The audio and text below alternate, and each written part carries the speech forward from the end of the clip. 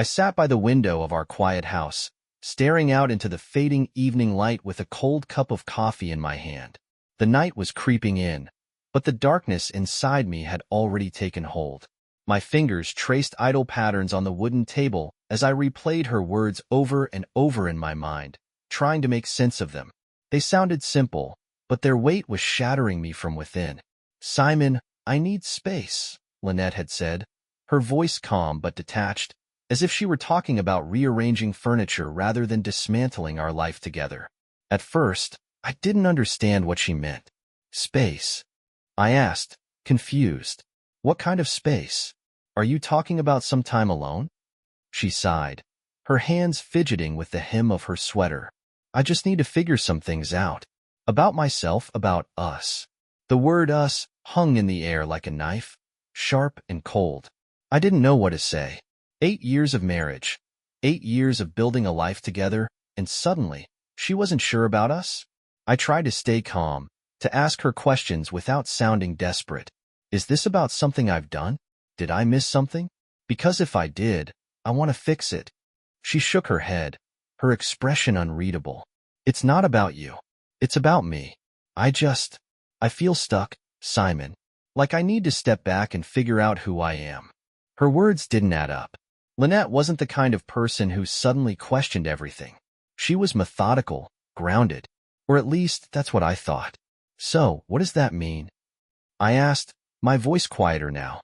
"Do you want to move out? Do you want me to give you some time here at home?" She hesitated before answering.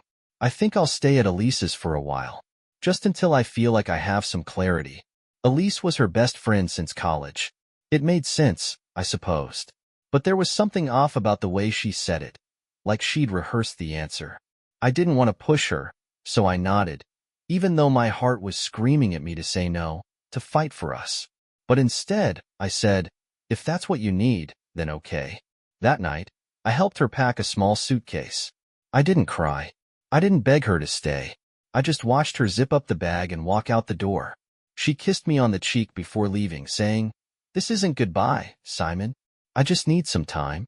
But the moment the door closed, it felt like goodbye. The next few days were surreal. I tried to go about my life as usual, work, errands, the gym, but everything felt hollow. The house was eerily quiet without her. Every corner of it reminded me of her absence. I wanted to give her the space she asked for, but something about the situation gnawed at me. Lynette wasn't herself in the weeks leading up to this. She'd been distant, distracted, and always on her phone. She'd started dressing up more, even for casual errands, and her explanations for late nights out with Elise didn't sit right with me. Then came the phone call. I hadn't planned on reaching out to Elise, but I needed to know how Lynette was doing. I told myself it wasn't prying, it was concern. When Elise picked up, I tried to sound casual. "Hey Elise, just checking in. How's Lynette doing? I know she's staying with you." There was a pause. A long one. "Simon," Elise finally said, her voice hesitant. "Lynette's not here. She never said she was staying with me." My stomach dropped. "What do you mean?" "She told me she'd be at your place." "I'm sorry, Simon," Elise said. "I haven't seen her in weeks." I thanked her and hung up, my hands trembling. My mind raced through 1,000 possibilities, each worse than the last. Where was she? And why had she lied? That night, I couldn't sleep. The quiet house felt suffocating. I sat on the couch, staring at the wall, trying to piece together the puzzle. Then, a thought struck me. Her phone records. I hated the idea of invading her privacy, but I couldn't ignore the sinking feeling in my gut. I opened our shared phone plan account and looked at her call history. There it was, a number I didn't recognize. Dozens of calls and texts over the past few weeks, often late at night or early in the morning. My hands trembled as I dialed the number. A man answered. "Hello?" he said, his voice groggy, like I'd woken him up. I froze. My heart pounded in my chest, and for a moment, I couldn't speak. Then, without saying a word, I hung up. I stared at the phone in my hand, my mind spinning. Lynette wasn't figuring things out. She wasn't at Elise's. She was with him. The phone slipped out of my hand and landed on the couch next to me. My chest felt tight, and my mind raced in 1,000 directions. Who was this man? How long had this been going on? Did everyone else know but me? I had no answers, only a growing sense of betrayal that threatened to consume me. I sat there for hours, replaying every moment from the past few months, analyzing every odd behavior, every late-night errand, every time she seemed distracted. It was all adding up now, painting a picture I didn't want to see. By morning, I knew I couldn't just sit there and stew. I had to know the truth, even if it tore me apart. I started by looking for more clues. I went through Lynette's social media profiles, scrolling back through months of posts and comments. At first glance, everything seemed normal. Pictures of us, posts about her work, and the occasional group shot with friends. But then I noticed something strange. A man who frequently commented on her posts. His name was Bryce. Bryce wasn't someone I recognized, but his comments stood out. Looking amazing, as always, one post read, under a photo of her from a few weeks ago. Hope you're doing well.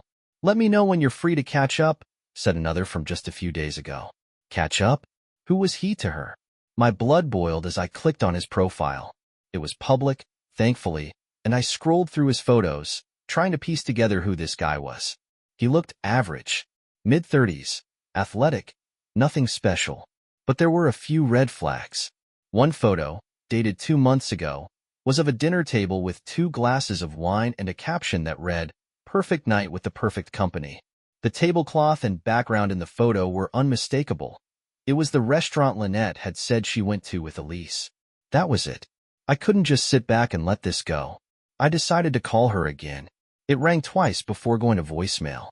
I left a message, my voice calm but firm. Lynette, we need to talk. I know you're not staying with Elise. Call me back. Hours passed, and she didn't respond. My frustration turned into determination. If she wouldn't give me answers, I'd get them myself. I drove to Elise's house, hoping maybe Lynette had decided to stop by. Elise opened the door, looking surprised to see me. "Simon, what's going on?" she asked, concern written all over her face. "Lynette lied to me," I said bluntly. "She told me she was staying here, but you said she's not. Do you know where she is?" Elise shook her head. "I don't. I haven't spoken to her in weeks, Simon. I'm sorry. I thought you two were fine." "Yeah, so did I muttered, feeling the weight of it all pressing down on me. "Have you tried her parents?" Elise suggested. It hadn't even occurred to me, but it was worth a shot. I thanked her and left, dialing Lynette's mother as I drove. Her parents lived out of state, but they were always close with Lynette. Her mom picked up on the second ring. "Hi, Simon," she said warmly. "How are you two doing?" "Not great," I admitted. "Have you heard from Lynette recently?" There was a pause. "She called a couple of days ago. She said she needed some time to clear her head and that she might come visit us soon. Is everything okay?" "No, it's not," I said, my voice cracking. "She left, and I don't know where she is or who she's with. I hesitated. I think she's with someone else." Her mom's voice softened. "Simon, I'm so sorry. I had no idea. If she reaches out again, I'll let you know." I thanked her and hung up, feeling more lost than ever. That evening, I sat in our living room, staring at my phone, willing it to ring. I couldn't eat, couldn't sleep, couldn't think of anything else but Lynette and Bryce. I decided I had to take things further. The next morning, I hired a private investigator. It felt drastic, but I needed the truth. The PI, a no-nonsense woman named Rachel, listened carefully as I explained the situation. "I'll find out where she is," Rachel said confidently. "Give me a couple of days." Those days felt like an eternity. Every time my phone buzzed, my heart jumped, only to sink when it wasn't her. I tried to stay busy, but everything reminded me of her. Her favorite mug in the kitchen, the blanket she always used on the couch, the scent of her perfume lingering in the bedroom. Finally, Rachel called. "Simon, I've got something," she said. "It's not good." My stomach churned as she explained. Lynette had checked into a hotel in the city, under her maiden name. Rachel had followed her and confirmed she was meeting Bryce there. They'd been spotted having dinner, laughing, holding hands. There was no doubt now. "She's not trying to hide it," Rachel said. "I'm sorry, Simon." Hearing it confirmed was like a knife to the heart. I thanked Rachel and hung up, sitting in silence as the weight of it all crashed down on me. I didn't cry. I didn't scream. I just sat there, numb, as the realization set in. The woman I'd loved and trusted had betrayed me in the most painful way imaginable. But this wasn't over. Not yet. The numbness from the discovery didn't last long. It morphed into something sharper, a mix of anger, betrayal, and a desperate need for answers. I couldn't just sit there and let Lynette think she could walk all over me like this. She owed me an explanation, even if I already knew what it was. The next morning, I drove to the hotel where Rachel said Lynette had been staying. It was a small boutique place downtown, the kind of spot that screamed romantic getaway.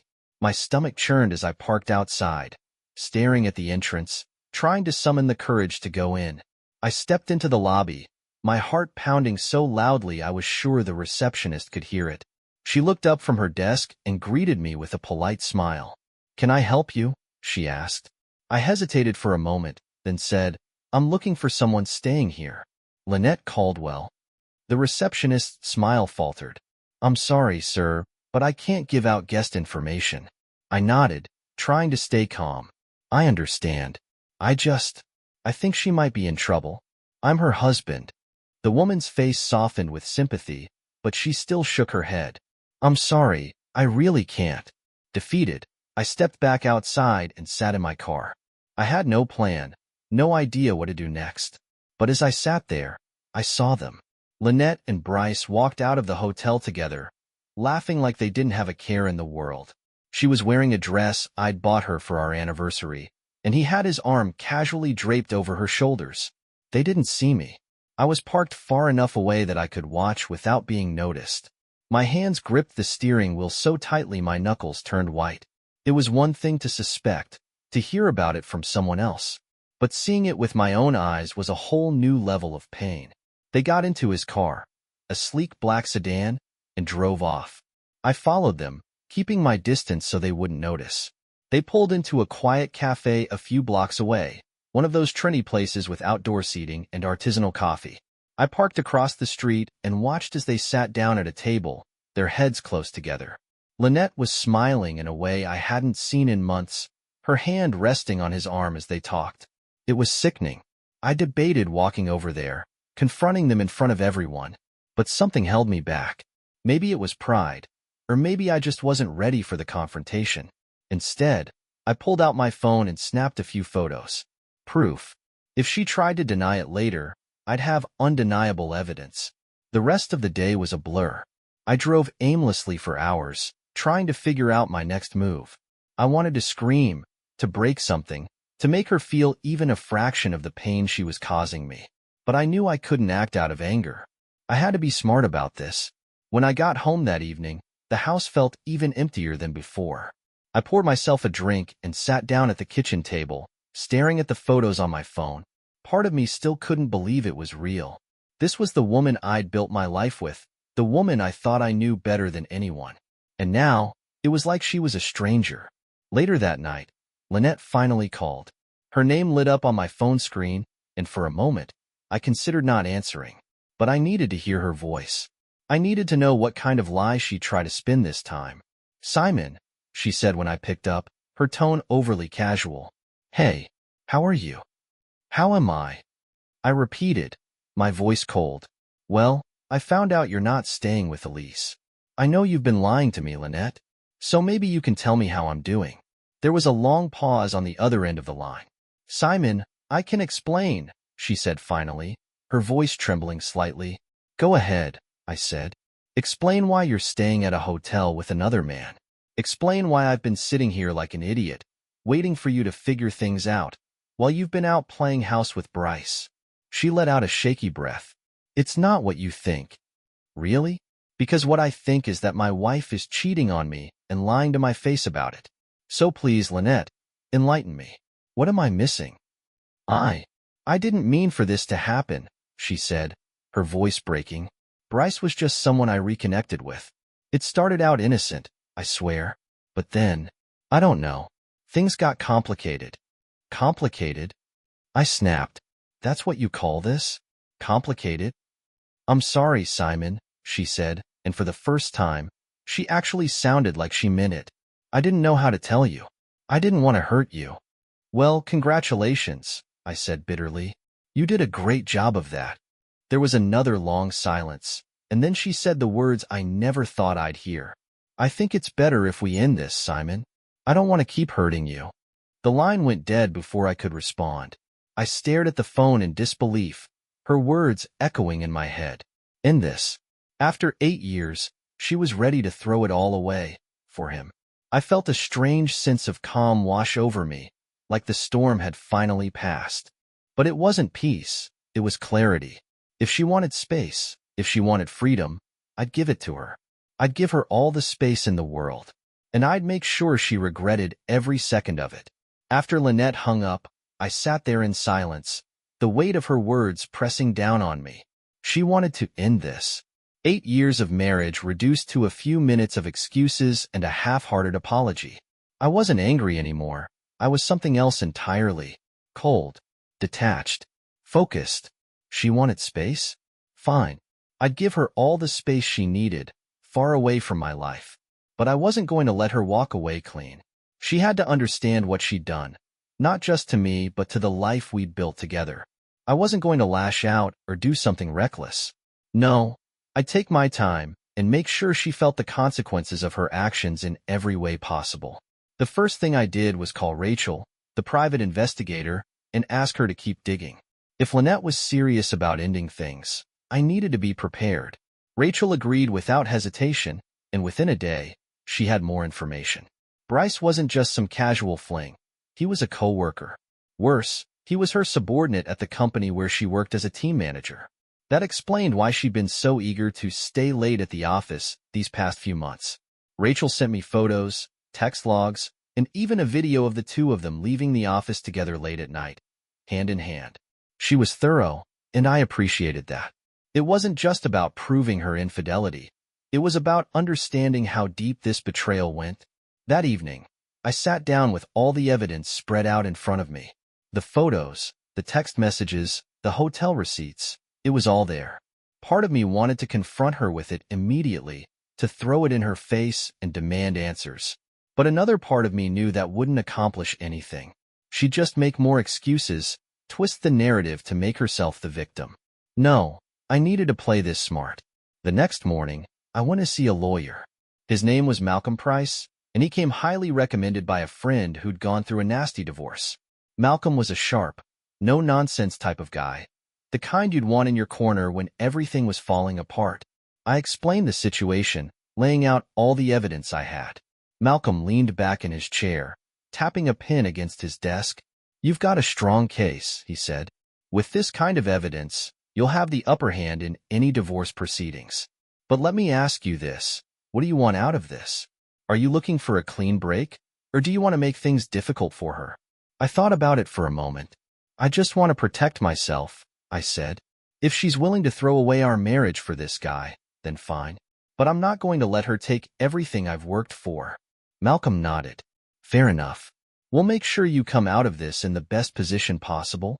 Over the next few weeks, I quietly put my plan into motion. I moved half of our savings into a separate account, canceled the joint credit card, and started documenting everything. Every interaction, every expense, every lie she told.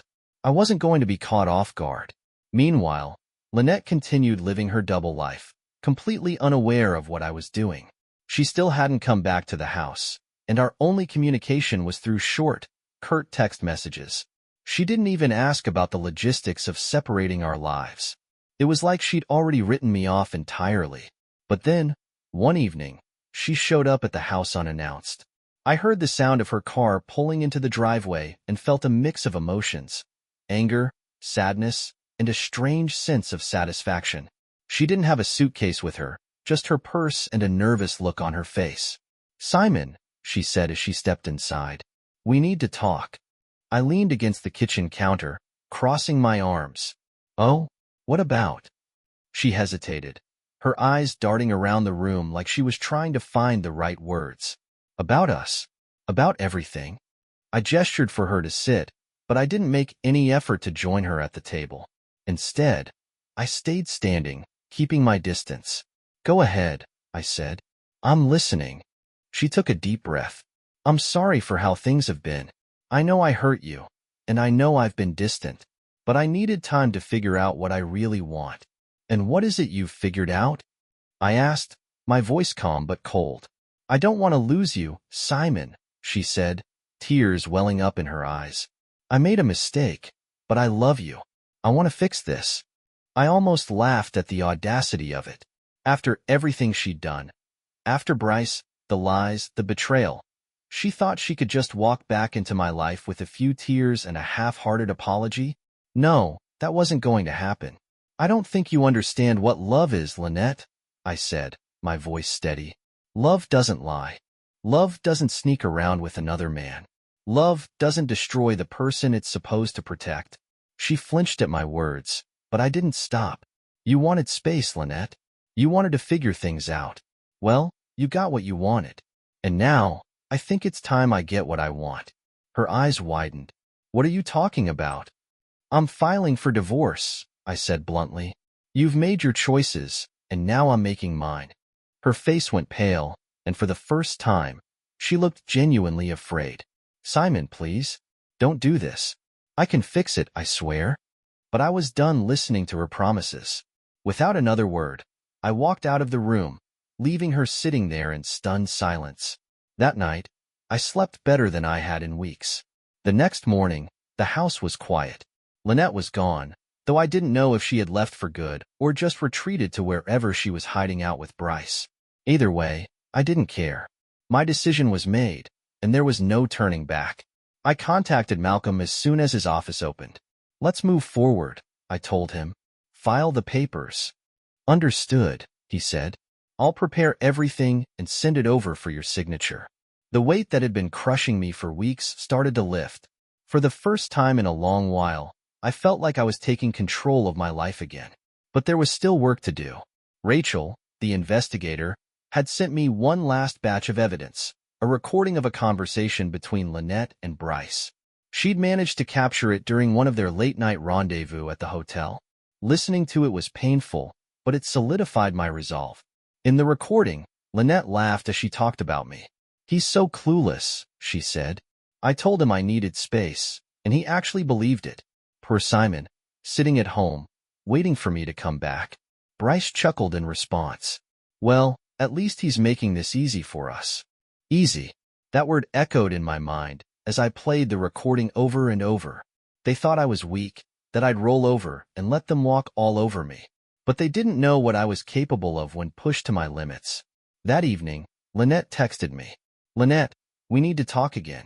I think we can work this out. I stared at the message for a long time before replying. Me, sure. Come by tomorrow evening. The next day, I prepared for her arrival. I printed out the photos, the text messages, and the hotel receipts. I even had the recording ready on my phone, though I wasn't sure if I'd play it for her. I wanted her to see the full scope of what I knew, to understand that she couldn't manipulate me anymore. When she arrived, she looked nervous. She sat down at the kitchen table, the same place where she'd broken my heart weeks earlier. Simon, she began, I've been doing a lot of thinking. I know I've made mistakes, but I still love you. I want to fix this. I want us to be happy again. I didn't respond immediately. Instead, I pulled out the stack of evidence and placed it on the table in front of her. Her eyes widened as she realized what it was. What is this? She asked, her voice trembling. This, I said calmly, is everything I know about you and Bryce. The hotel, the late-night calls, the lies. You wanted space to figure things out, Lynette. Well, I figured things out too. She reached for the papers, her hands shaking. Simon, Don't, I interrupted. Don't lie to me again. I've heard enough lies to last a lifetime. Tears streamed down her face as she tried to speak, but I cut her off. You made your choices, Lynette, I said, and now you're going to live with the consequences. I'm filing for divorce. It's over. She broke down, sobbing into her hands. I didn't mean for this to happen, she cried. I was confused, Simon. I didn't know what I wanted. And now you do, I said, standing up. You wanted freedom. You wanted space. So go. You're free, Lynette. You're free to be with Bryce or whoever else you want, but you're not welcome in my life anymore." She didn't argue. She didn't beg. She just sat there, crying, as I walked out of the room. For the first time in weeks, I felt a sense of peace. The storm was over. Now, it was time to rebuild my life, without her. The silence in the house after Lynette left was deafening, but for once, it didn't feel suffocating. It felt freeing. I stared at the empty driveway, watching her car disappear down the street. A part of me expected her to come back, to pound on the door and beg me to change my mind. But deep down, I knew she wouldn't. She had burned the bridge, and I'd made sure there was nothing left to rebuild. The next day, Malcolm finalized the divorce papers, and I signed them without hesitation. It felt surreal, like closing the final chapter of a book I hadn't wanted to finish. But there was no turning back now. I wasn't naive, though. I knew Lynette wouldn't make this process easy. True to form, she sent me a text later that evening. "Lynette, I can't believe you're doing this. We could have worked things out. You're throwing everything away over one mistake." I didn't reply. I wasn't going to be dragged into another argument or let her twist the narrative. I'd said everything I needed to say, and now it was up to the lawyers to handle the rest. But Lynette didn't stop there. Over the next few days, she began reaching out to mutual friends, spinning her version of the story. According to her, I was overreacting, unreasonable, and punishing her for being human. I expected some backlash, but what surprised me was how many of our friends saw through her lies. One by one, people started reaching out to me, offering their support. "I don't know what Lynette's telling people," said Garrett, a close friend of ours, "but I know you, Simon. You wouldn't be doing this without a good reason." It felt good to hear that, but the real validation came when Elise, Lynette's best friend, called me. "Simon, I'm so sorry," she said. "I had no idea what Lynette was doing. If I'd known, I would have told you sooner." "It's not your fault," I said. "I'm just glad it's out in the open now." "Well, there's something else you should know," Elise added hesitantly. "Lynette's not just seeing Bryce. He's not the only one." My stomach dropped. "What do you mean?" Elise sighed. "She's been talking to someone else, too. A guy named Connor. I don't know how serious it is, but I thought you should know." I thanked her and hung up, feeling a fresh wave of anger and disbelief. Lynette wasn't just unfaithful. She was a serial liar, hopping from one thrill to the next without any regard for the damage she left behind. That night, I sat down and started writing a letter to myself. It wasn't something I'd ever done before, but I needed to get my thoughts out, to make sense of everything. As I wrote, I realized something important. Lynette's betrayal wasn't a reflection of me. It wasn't about what I lacked or what I did wrong. It was about her, her insecurities, her selfishness, her inability to face reality. The next morning, I made a decision. It wasn't enough to end things with Lynette. I needed to start over completely, to wipe the slate clean. I began packing up the house. Every corner of it was filled with memories of her. Photos, decorations, little things she'd picked out over the years. I boxed it all up, setting aside anything I wanted to donate or throw away. The rest, I left for her. By the time I finished, the house felt empty, but it was a good kind of empty. It was no longer a reminder of what I'd lost, but a blank canvas for what was to come. Then, I called a realtor. "I want to sell the house," I said. "Are you sure?" the realtor asked. "It's a beautiful property. You'll have no trouble finding a buyer, but it's a big decision." "I'm sure," I replied. "It's time for a fresh start." Within days, the house was on the market, and I began looking for a new place. Something smaller, simpler, just for me. It was strange to think about starting over at this stage of my life, but it was also exciting. As the weeks went by, Lynette tried to contact me a few more times. Each time, I ignored her. I didn't need her explanations or apologies. I was done with her and the chaos she brought into my life. One day, Elise called again. "Simon," she said cautiously, "I thought you'd want to know. Lynette and Bryce are over. She's moved on to Connor now." I laughed bitterly. "Of course she has." "She's a mess, Simon," Elise continued. "She's been telling everyone that you destroyed her life." I shook my head. "She destroyed her own life, Elise. I'm just cleaning up the mess." And that's exactly what I did. Step by step, I rebuilt my life. By the time the house sold, I'd already found a new apartment. It wasn't much, but it was mine. For the first time in years, I felt a sense of peace. Lynette may have broken my heart, but she didn't break me. And in the end, that's all that mattered. The day I handed over the keys to the house, I felt a strange mix of emotions: relief, sadness, and a flicker of hope. The house had been the backdrop for so many memories, both good and bad. But now, it was someone else's fresh start. For me, it was a chance to move forward. I settled into my new apartment quickly. It wasn't much, a small one-bedroom in the city, but it was quiet, simple, and mine. For the first time in months, I felt like I could breathe. No constant reminders of Lynette, no lingering sense of betrayal in every corner. The divorce process moved faster than I expected. With Malcolm's help, I made sure everything was clear and airtight. Lynette fought back on a few points, mainly money, but the evidence of her infidelity left her with little leverage. In the end, I kept what mattered: my financial stability and my dignity. One afternoon, as I was unpacking a box, I got a text from Elise. "Elise, Lynette's really spiraling, Simon. She's burning through her relationships like crazy. It's bad." I stared at the message for a while before replying. It's not my problem anymore. And it wasn't. I couldn't waste any more energy worrying about what Lynette was doing or how she was handling the fallout of her choices. She'd made her bed, and now she had to lie in it. Instead, I focused on myself. I started going to the gym again, picking up old hobbies I'd abandoned over the years. I reconnected with friends I hadn't seen in ages, people who reminded me what it felt like to laugh and enjoy life. One evening, I found myself sitting in a quiet park, watching the sunset. It was a moment of clarity, a realization that life was moving on and so was I. Lynette had taken so much from me: time, trust, love, but she couldn't take my future. I wasn't just surviving anymore. I was living.